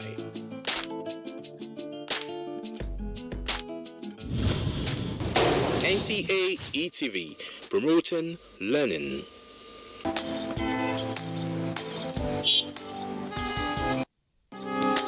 Move now! The red light won't kill you. Move now! To dey disobey traffic law, they cause accidents. Me, I don't talk, say I no go dey do am again because change begins with me. Cross the other side of the road. I will no longer endanger my life crossing the express. Instead, I will use the bridge because change begins with me. Oga driver, stop this bus now, won't come down. I be one carry me pass where they go. Make I dey stop anyhow for road, they cause traffic wahala and accidents. So I go dey stop for the right bus stop because change begins with me. Change begins with me. This message is brought to you by the National Orientation Agency in conjunction with the Federal Ministry of Information and Culture. All right, welcome back, and it's still Good Morning Nigeria, live on the network service of the Nigerian Television Authority. We have a number of tweets that have come in. We'll quickly go through those tweets and then return to our guests. Chris Simeon has this tweet. Let the agenda, that's the say of the National Assembly, be one that will rejuvenate our economy, put an end to insecurity, and create employment opportunities. That's all I ask for. And Festus Akimboye tweets, the legislative agenda of the 9th National Assembly captured the challenges facing our country. The 9th Assembly must focus its energies on key bills that will address insecurity, unemployment, all sector reform, poverty and gender inequality, and limit its legislative ambition in other areas. It must work effectively with the executive to address bread and butter issues in our country and come up with a long-lasting new way of funding our infrastructure, including power. And at the heart of the 9th National Legislative Agenda, it must be an ambitious plan to unite our country. Now, Abbas Obakar's tweet says, we hope that the 9th National Assembly will put the interests of the people and the nation first. Furthermore, with the bipartisan relationship that exists amongst them, we hope for a better legislation in the Assembly. And Titus Monday Knock tweets, let them review and cut down their bogus remuneration packages and allowances, and Nigerians would know that they are serious. They should do these things openly and transparently.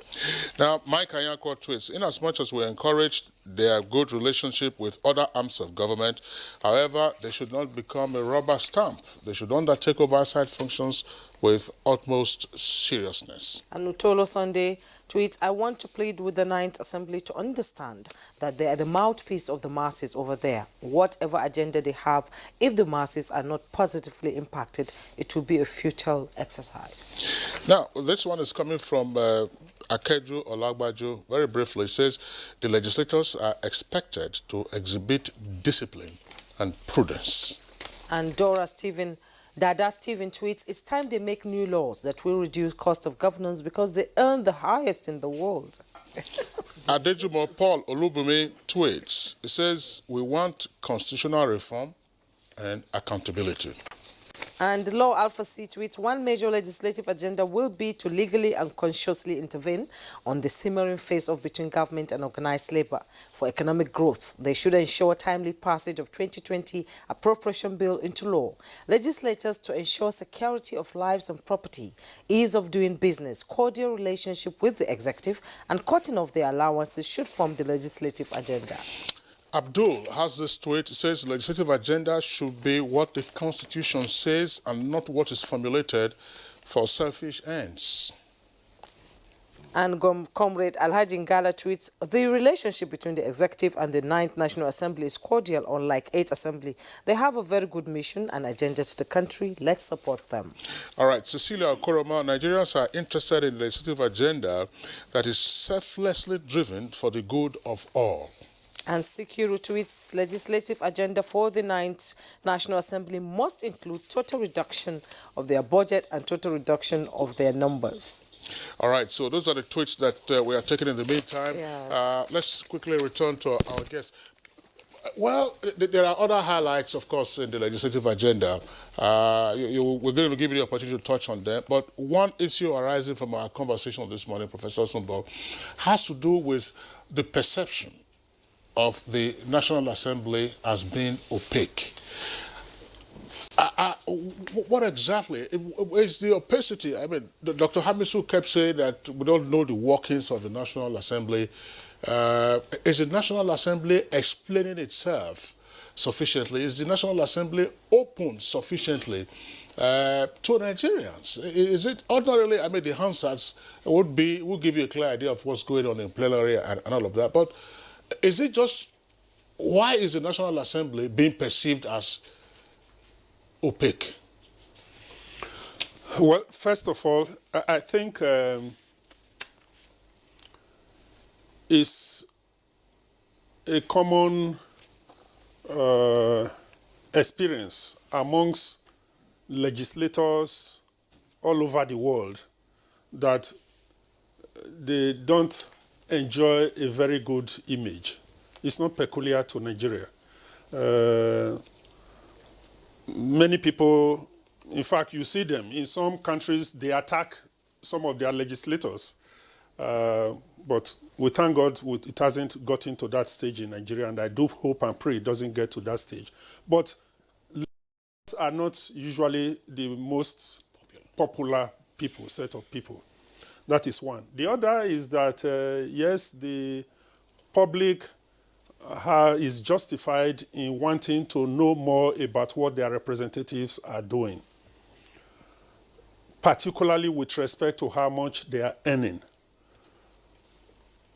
But first of all, there is a wrong presumption that everything that the legislators earn is decided by themselves and they pay themselves what they like to pay themselves. That is wrong. Because under the Constitution, it is the responsibility of the Revenue Mobilization, Allocation, and Fiscal Commission to determine some of these salaries and allowances payable to legislators, members of the National Assembly. So that needs to be understood. When they say, what is their salary? The salary is known. The salary of legislators is known because it's set. If you go to Revenue Mobilization, Allocation, and Fiscal, they will tell you what the pay of a senator is, what the salary of a member of the House of Reps is. However, the problem, the issue is with respect to some other allowances, perks, and benefits that they get. For instance, the ESTA codes that we talk about, traveling. There is a vote in the National Assembly for foreign travels, attending parliamentary conferences all over the world, and so forth. They do get some benefits from there, which is outside of what has been approved by the Revenue Mobilization and Allocation Commission. But there's also, I mean, just a minute. Right, Prof, yeah. Yes, while the public is entitled to know everything that is going on in the National Assembly, in the floor of the Senate, the floor of the House of Reps, there's also what is called executive session. Maybe it's by convention, but there's executive session that whatever is discussed in executive session is meant to be confidential and private. Usually, executive session is used to resolve certain issues, certain burning issues that can polarize the chamber and even polarize the country. But by going into executive session, meaning you clear the gallery, clear everybody, even the sergeant, the clerks, the support staff, are told to exit the chamber. Only the legislators, maybe the clerk of Senate, remains to discuss these issues. They can insult themselves, express themselves as they like there, but at the end of it, they are able to resolve very contentious issues, which must not be announced as the public affairs. He would not be allowed to go and address the public and say, this was what we discussed during the executive session. So if the public wants to also know what transpired there, they should know that this is how these things work. What is done in the open plenary, they are invited to stay in the gallery and watch the proceedings, but whatever transpires in executive session remains private and confidential. Well, okay, thank you. I just, Honorable Benjamin Kalu, in talking about the legislative agenda and then getting your job properly done, I'm sure you're also familiar with public perception issues. The 8th Assembly, I mean, the public perception tended to be one, okay, there was a confrontation between the leadership of the Assembly and the executive branch, but there are also behaviors, by some lawmakers, they are climbing a tree or, running, helter-skelter, and members of the public will say, well, look, what does this mean? And for the 9th Assembly, despite the agenda that you have set for yourself, one key issue that has come up has been, the explanation that we need 5.5 billion naira to go and buy cars. I mean, these are the kind of things members of the public will perceive and say, are they there for their own selfish interest or they are there to work for us? How many of us, members of the public now, how many of us have cars? You're in charge of public affairs, and that's why I'm raising this question to you. Where are you likely to see a divergence from members of the public in supporting your legislative agenda when there is a perception problem of the functioning of the National Assembly? Say, in this case, the House of Reps. Yeah, thank you. This perception, I agree with you, that perception is everything, because the way you are perceived, gives birth to the way people behave towards you. Normally they say impression matters, first impression matters. But applying that to the 9th Assembly, what the impression we have given so far is that we are well coordinated and we are people-oriented, and the public interest is prioritized in our agenda. That is one. That is what we're trying to push out. Now, that is not enough. My office, as the chairman, media and public affairs, is charged with the responsibility of building a very good image, before the people, before the citizens of Nigeria, about the House of Representatives. Granted, in every National Assembly, every legislative house, you see people fighting. It's not only climbing. They actually throw chairs at each other. They do all those things because they come in together of people from different backgrounds. They are bound to have disagreements. It happens. In fact, one of the first motions I raised in the House was, against somebody who wanted to carry the mace, just the second sitting in the House. So these things are bound to happen.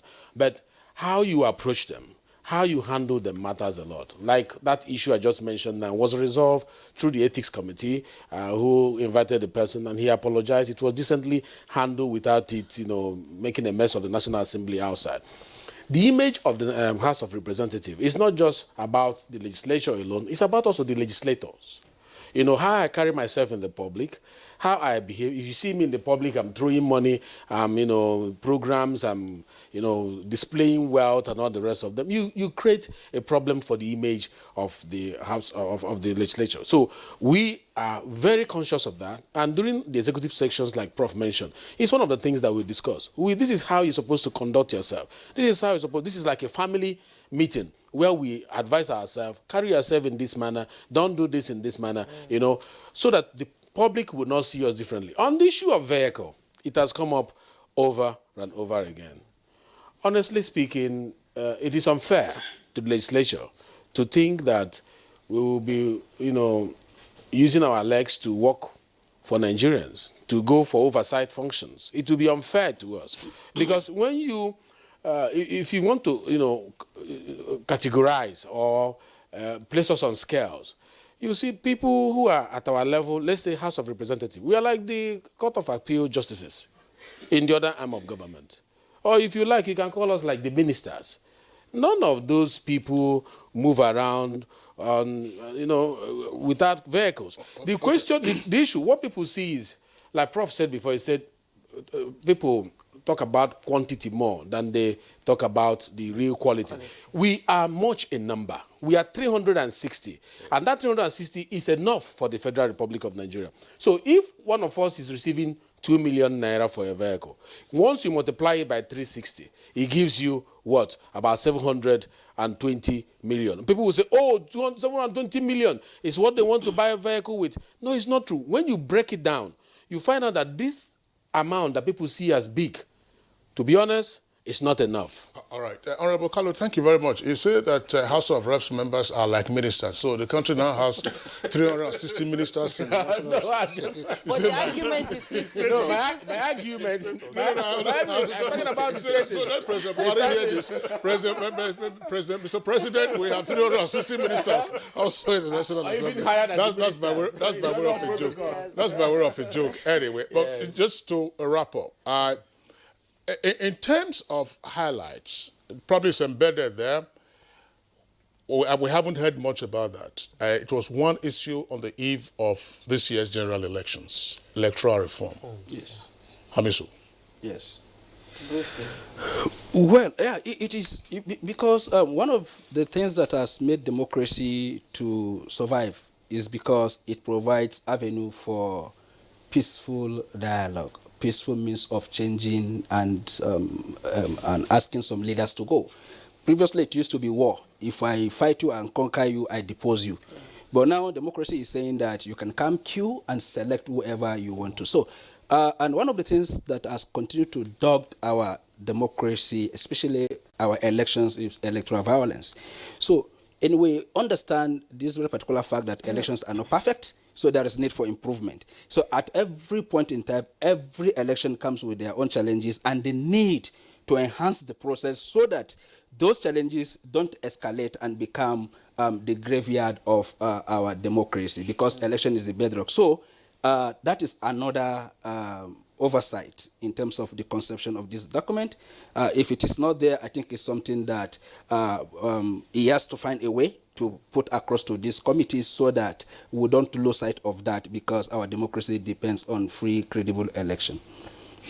All right. It's on that note we'd like to thank all our three guests who've been with us in the studios this morning. Dr. Abdulrahman Abu Hamisu, our regular guest on Good Morning Nigeria. Thanks a lot for being around. Thank you, sir. Appreciation also to Honorable Benjamin Carlo, who is the spokesperson of the House of Representatives, is also the chair of the House Committee on Media and Public Affairs. Thank you very much for being with us. Thank you for inviting me. Deep appreciation also to Professor Osarieme Osumbo, our regular guest on Good Morning Nigeria, two-term senator and former governor of Edo State. Professor Osumbo, thanks a lot for being around. Thank you very much. Okay, all right. So that does it for our conversation. Let's go over now to our foreign desk. Vote counting has continued in Mozambique amidst ballot stuffing allegations. Reports say Mozambicans took to the polls on Tuesday, taking part in presidential, provincial and legislative elections. Turkey enters Syria, calling the former U.S. allies, the Kurds, no angels. Reports say the U.S. is facing intense criticism for withdrawing its forces from Syria, which some say gave Turkey the green light to launch a cross-border offensive against Kurdish-led forces. But President Donald Trump told the media at the White House that the U.S. is not a policing agent, hence time for them to go home.